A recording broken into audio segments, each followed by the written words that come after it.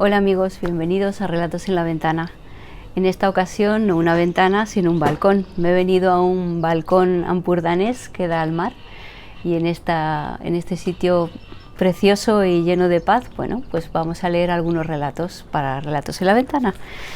Hoy os traigo a Chimamanda Ngozi Adichie. Es una escritora nigeriana nacida en la aldea de Aba, pero en realidad ella no escribe en su idioma natal, que es el Igbo, sino en inglés. A los 19 años se fue a estudiar a Estados Unidos con una beca y allí cursó estudios, entre otros, en escritura creativa. A Chimamanda le interesa, como ella misma inmigrante, las historias de estos inmigrantes y en especial los inmigrantes que acaban en Estados Unidos como ella, y en concreto los de las mujeres. Ella tiene una voz muy pura, diría, muy directa, y de hecho ha sido reconocida con diversos premios. Entre otros, por su novela Americana, obtuvo el Premio Especial de la Crítica de Estados Unidos y su primera novela, La Flor Púrpura, ganó el premio al mejor primer libro. El libro que os traigo hoy, publicado por Random House, que se titula Algo alrededor de tu cuello, es un libro de relatos. Ella también es conocida por sus ensayos, en concreto su ensayo más conocido es el que se llama Todos deberíamos ser feministas, que ha vendido incluso 500.000 de ejemplares.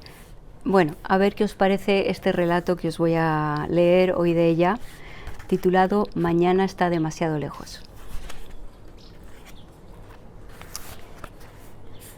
Fue el último verano que pasaste en Nigeria, el verano anterior al divorcio de tus padres, antes de que tu madre jurara no volver a poner un pie en Nigeria para ver a la familia de tu padre, en particular a tu abuela. Todavía ahora, 18 años después, recuerdas claramente el calor que hizo ese verano, el ambiente bochornoso que se respiraba en el patio de tu abuela, un patio con tantos árboles que el cable de teléfono se enredaba con las hojas y las distintas ramas se tocaban, y a veces aparecían mangos en los castaños y guayabas en los mangos. La gruesa capa de hojas en descomposición era blanda bajo tus pies desnudos. Por las tardes las abejas de vientre amarillo zumbaban alrededor de tu cabeza, la de tu hermano Nonso y la de tu primo Dosie. Y por las noches, la abuela solo dejaba a tu hermano Nonso trepar a los árboles para sacudir una rama cargada de fruto, a pesar de que tú trepabas mejor. Llovían los aguacates, los anacardos, las guayabas, y el primo Dosie y tú llenabais viejos cubos. Fue el verano que la abuela enseñó a Nonso a arrancar los cocos. Los cocoteros, tan altos y sin ramas, eran difíciles de trepar, y la abuela le dio un largo palo y le enseñó a agitar las vainas acolchadas. A ti no te enseñó porque decía que no era cosa de niñas.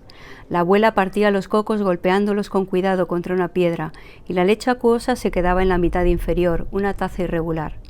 Todos bebían un sorbo de la leche enfriada por el viento, incluidos los niños de la calle que salían a jugar, y la abuela presidía el ritual para asegurarse de que Nonso era el primero. Fue el verano que le preguntaste a tu abuela por qué el primer sorbo era para Nonso en lugar de para Dosie, que tenía 13 años, uno más, y la abuela respondió que Nonso era el único hijo de su hijo, el que llevaría el apellido Nawisi, mientras que Dosie era solo un guadiana, el hijo de una hija. Fue el verano que encontraste en el césped la piel de una serpiente, entera e intacta como una media transparente, y la abuela os dijo que se llamaba Echi Eteka, mañana está demasiado lejos. Un mordisco dijo y en 10 minutos se ha acabado todo. No fue el verano que te enamoraste de tu primo Dosie, porque lo hiciste unos veranos antes, cuando él tenía 10 años y tú 7, y os metíais los dos en el diminuto espacio que había detrás del garaje de la abuela, y él trataba de embutir lo que llamabais su plátano en lo que llamabais tu tomate, pero ninguno de los dos estaba seguro de cuál era el agujero. Pero sí fue el verano que cogiste piojos y el primo Dosie y tú explorasteis tu larga melena, buscando los diminutos insectos negros para aplastarlos entre las uñas y reíros del ruido que hacían sus estómagos llenos de sangre al reventar. El verano que tu odio hacia tu hermano Nonso aumentó tanto que notaste que te obstruía las fosas nasales y tu amor por tu primo Dosie se infló y te rodeó la piel. Fue el verano que viste cómo el mango se partía limpiamente en dos mitades en una tormenta, en la que los rayos recorrieron con feroces líneas el cielo. Fue el verano que Nonso murió. La abuela no lo llamaba verano, nadie lo hacía en Nigeria. Era agosto, entre la estación lluviosa y el Harmattan. Llovía torrencialmente todo el día, y la lluvia plateada azotaba el porche donde Nonso, Dossi y tú apartabais los mosquitos a manotazos, mientras comíais mazorcas asadas, o hacía un sol cegador y os bañabais en la balsa que la abuela había dividido por la mitad, para que disfrutarais de una piscina improvisada. El día que Nonso murió hizo temperaturas bastante suaves. Lloviznó por la mañana, el sol brilló suavemente por la tarde y por la noche murió él. La abuela le gritó a su cuerpo sin vida, Ila Putagum, que la había traicionado, porque ¿quién iba a llevar ahora el apellido Nabuisi que protegía el linaje de la familia? Al oírla, los vecinos acudieron. Fue la mujer de la casa de enfrente, la del perro que hurgaba en el cubo de basura de la abuela por las mañanas, quien sacó de tus labios entumecidos el número de Estados Unidos y llamó a tu madre. Fue la misma vecina quien te soltó de la mano de Dossi, os hizo sentar a los dos y os ofreció agua. También trató de abrazarte para que no oyeras hablar a la abuela con tu madre, pero te escabulliste y te acercaste al teléfono. La abuela y tu madre se concentraron en el cuerpo de Nonso antes que en su muerte. Tu madre insistía en trasladar inmediatamente el cadáver en avión a Estados Unidos y la abuela repetía las palabras de tu madre y sacudía la cabeza. La locura acechaba en sus ojos. Sabías que a tu abuela nunca le había gustado tu madre. Se lo habías oído decir un verano delante de una amiga. Esa americana negra ha embaucado a mi hijo y se lo ha metido en el bolsillo. Pero oyéndola hablar entonces por teléfono, entendiste que ella y tu madre estaban unidas.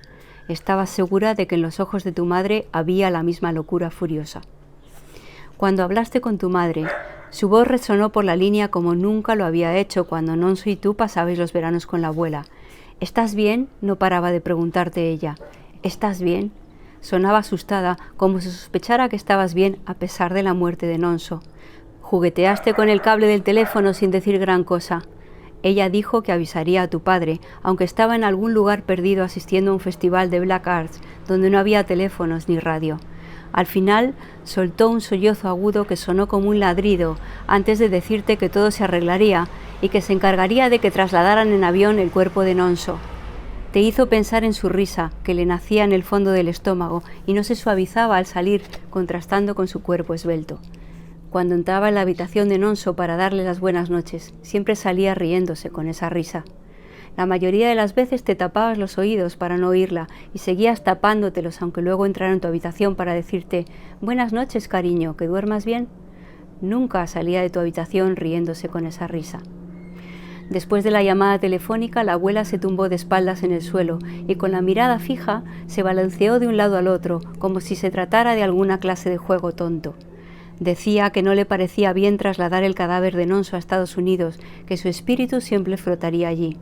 Pertenecía a esa tierra dura que no había sabido absorber el impacto de su caída. Su lugar estaba entre esos árboles, uno de los cuales lo había soltado. Tú te sentaste y la observaste, y al principio deseaste que se levantara y te abrazara, luego deseaste que no lo hiciera. Han pasado 18 años y los árboles del patio de la abuela no han cambiado. Siguen extendiendo las ramas y abrazándose, arrojando sombras por el patio. Pero todo lo demás parece más pequeño. La casa, el jardín del fondo, la balsa de color cobre a causa del óxido. Hasta la tumba de tu abuela, que está en el patio trasero, parece diminuta, e imaginas el cuerpo encogido para caber en un ataúd tan pequeño. La tumba está cubierta de una fina capa de cemento. La tierra alrededor ha sido removida hace poco, y te detienes a su lado, y te la imaginas dentro de 10 años, abandonada, con una maraña de malas hierbas que cubren el cemento, asfixiándola. Dossi te está observando. En el aeropuerto te ha abrazado con cautela. Te ha dicho bienvenida, qué sorpresa que hayas vuelto, y tú lo has mirado largo rato en la concurrida y caótica sala, hasta que él ha desviado los ojos, castaños y tristes, como los del caniche de tu amigo. Pero no te hace falta mirarlo para saber que el secreto sobre la muerte de Nonso está a salvo con él, siempre lo ha estado. Mientras te llevaba a casa de la abuela, te ha preguntado por tu madre, y tú le has explicado que ahora vive en California. No has mencionado que está en una comuna entre gente que va con la cabeza afeitada y los pechos con piercings, ni que cuando te llama siempre cuelgas, dejándola con la palabra en la boca. Te diriges al aguacate. Dossi sigue observándote, y tú lo miras y tratas de recordar el amor que te inundó por completo ese verano en que tenías 10 años, que te hizo cogerle la mano con fuerza, la tarde en que murió Nonso. Cuando la madre de Dossi, tu tía Mejevile, fue a buscarlo. Hay un ligero pesar en las arrugas que le surcan la frente, cierta melancolía en su forma de estar de pie con los brazos a los costados. De pronto, te preguntas si él también siente nostalgia. Nunca supiste lo que había detrás de su sonrisa serena, detrás de las veces en que se sentaba tan inmóvil que las moscas de la fruta se le posaban en los brazos, detrás de las fotos que te daba y de los pájaros que encerraba en una jaula de cartón, donde los cuidaba hasta que se morían. Te preguntas qué sentía, si sentía algo por ser el nieto que llevaría el apellido Nawisi. Tocas el tronco de aguacate en el preciso momento en que Dossi empieza a decir algo. Crees que va a hablar de la muerte de Nonso y te sobresaltas, pero dice que nunca imaginó que volverías para despedirte de la abuela porque sabía cuánto la odiabas. Ese verbo, odiar, flota en el aire entre vosotros como una acusación. Quieres decirle que cuando llamó a Nueva York y oíste su voz por primera vez en 18 años para decirte que había muerto la abuela, pensé que querrías saberlo, fueron sus palabras.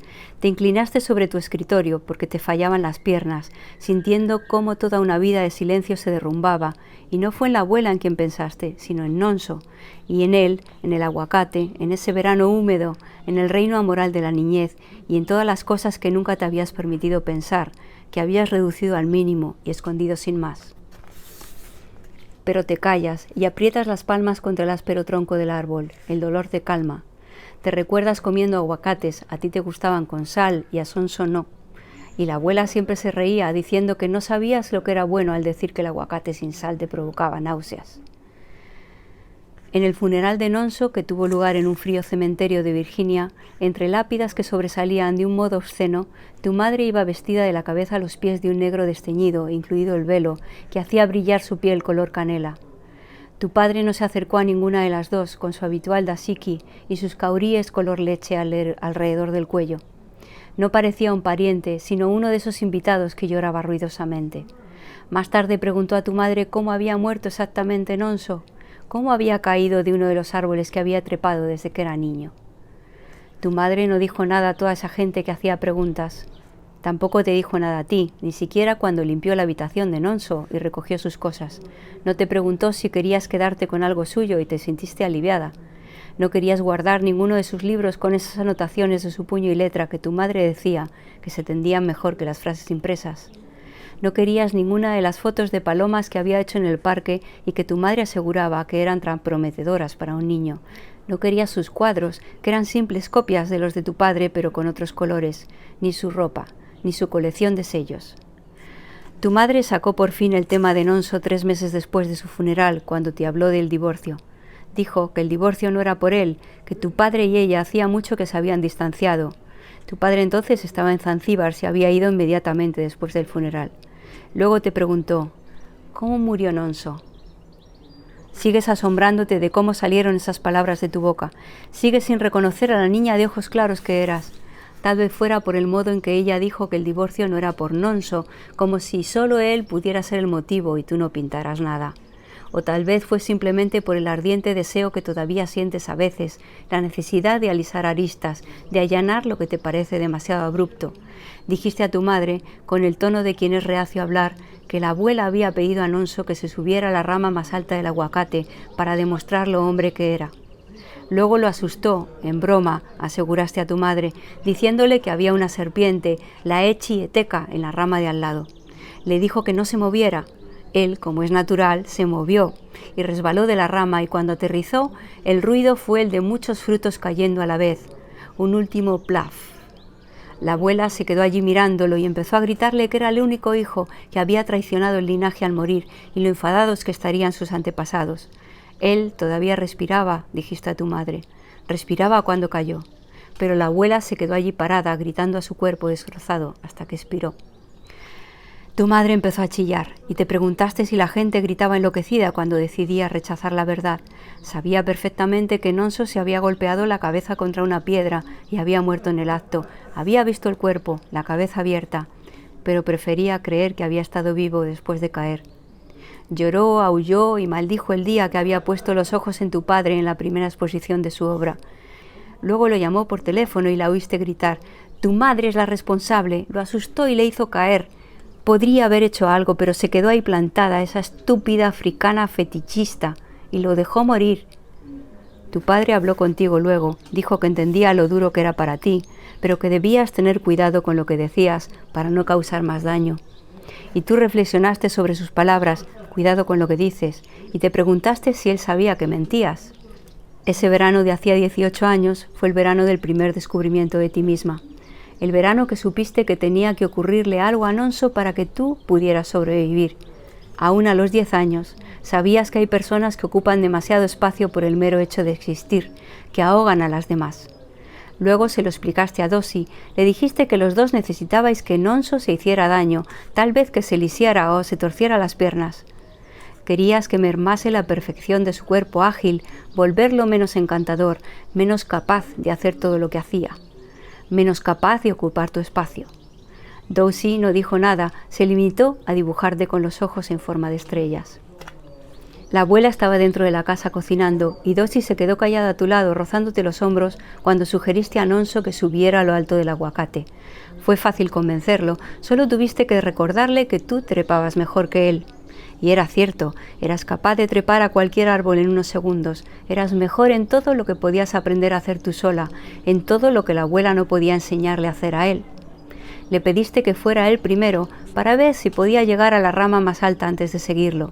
Las ramas eran frágiles y Nonso pesaba más que tú por toda la comida que la abuela le hacía comer.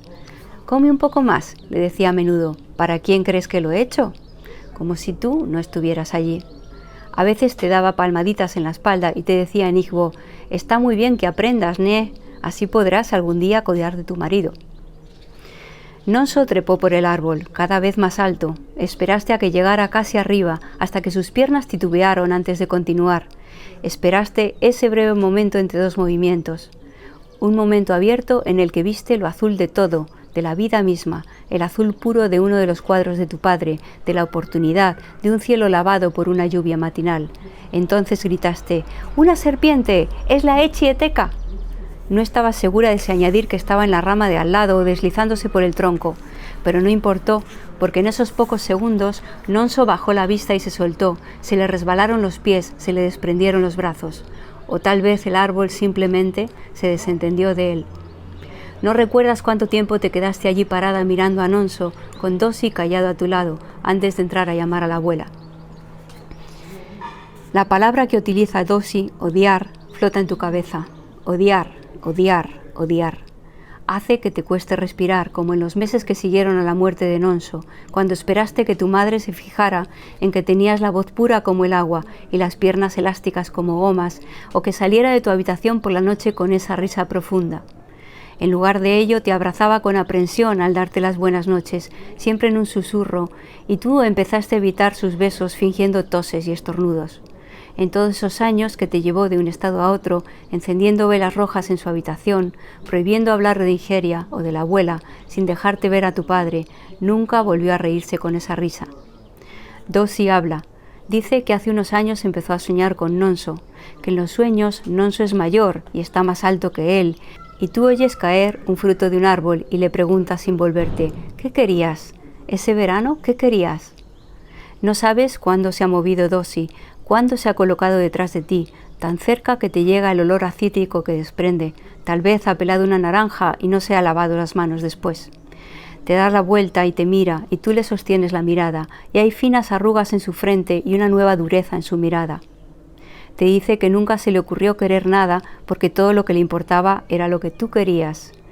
Hay un largo silencio mientras observas la columna de hormigas negras que trepan por el tronco, cada una acarreando un poco de pelusa blanca, creando un diseño blanco y negro.